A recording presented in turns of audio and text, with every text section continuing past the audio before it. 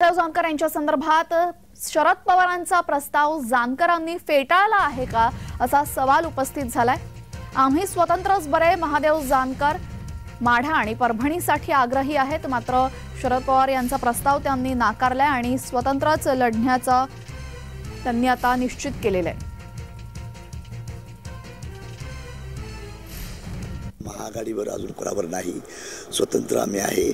पवार साहेबांचं मी अभिनंदन करतो की काल त्यांनी आम्हाला सांगितलं की आम्ही एक माड्याची जागा राष्ट्रीय समाज पक्षाला देतो, पण काँग्रेस आणि उद्धव साहेबांचा अजून रिपोर्ट येत नाही, त्यामुळे आम्ही स्वतंत्रच तयारी चाललेली आहे आता सध्याला राष्ट्रीय समाज पक्षाची। यासोबत आणखी कुठल्या याच्यावर क्लेम असणार आहे? सर्वच ना, माढा आणि परभणीसाठी जागासाठी आमचा अट्टास आहे।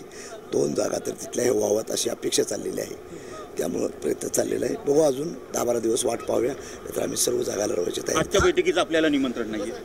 नाही, आजच्या बैठकीचं काही निमंत्रण दोघांचंही नाही।